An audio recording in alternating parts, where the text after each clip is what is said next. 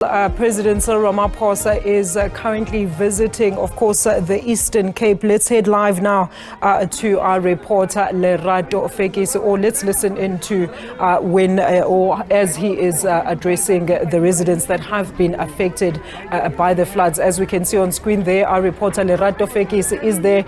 We will hopefully get to talk to her in a minute, but let's listen in as to what's going on there. Well,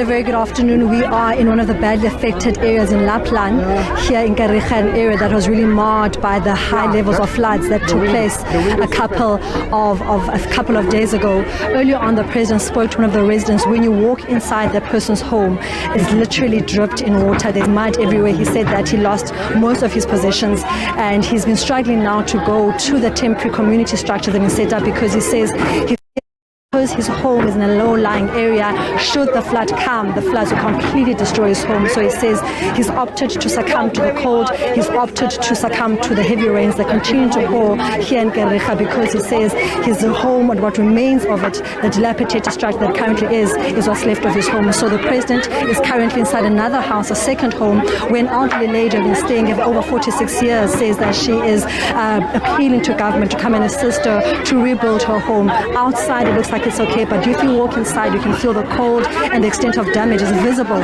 in the natural eye when you walk in and see how bad it was. So the president currently inside, we're not allowed to step inside because the house is quite cold. But people here have been saying that of all the residents that have been affected by the floods, Lapland has been the reason why it's been like that is that not too far, literally about 2 minutes from here, is like a little river, I would call it, that is so close to the home. So naturally, when a flood comes, these people here in this low-lying area, in this flood-prone area, are the ones that are going to be affected. So residents are saying that beyond just the president coming now to offer his support, earlier on he did state that in 30 days he has tasked the provincial government to set up land where they're going to set up temporary structures where these people that have been now let destitute are going to be moved. He also did put upon the Premier of Eastern Cape, saying that he's giving him 30 days to try and move these people to temporary structures. Secondly, those that can't be moved or placed in temporary structures in areas where they've got good hygiene. They've got 3 meals. Also stating that the issue of global warming continues to rip various parts of the country, stating that in KZN they also currently did face a tornado. So saying that the issue of global change is not just singular to the Eastern Cape, but for the first time in the Eastern Cape we have faced floods of this nature, and perhaps the provincial government wasn't properly prepared of such occurrences, because it's not something that really happens.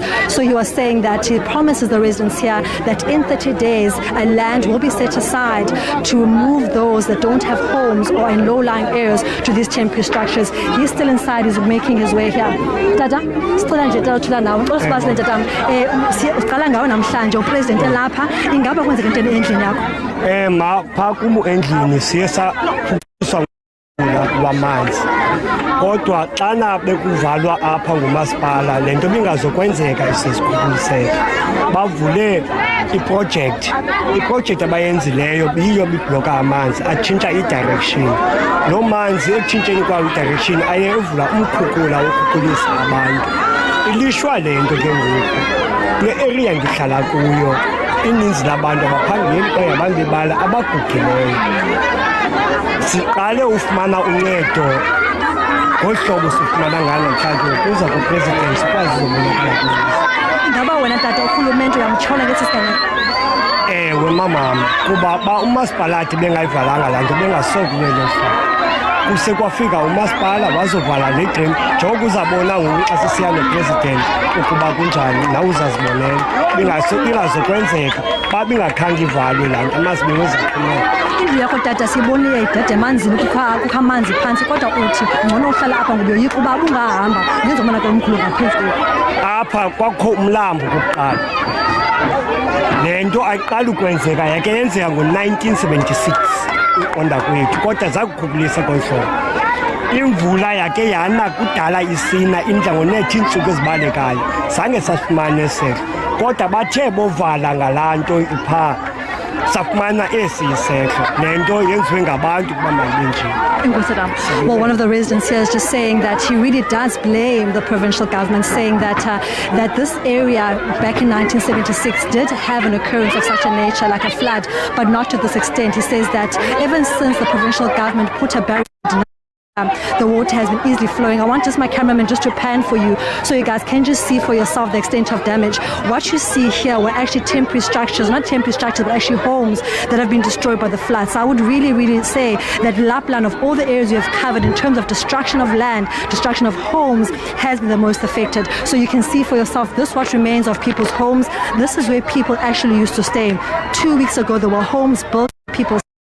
And they are saying, yes, a flood is a natural occurrence beyond human control, but the national government, or provincial government at least, has to blame for the way they've been able not to manage the water that flows into the area, saying that this should not have happened and the extent of damage could have been prevented, especially for the homes that are here.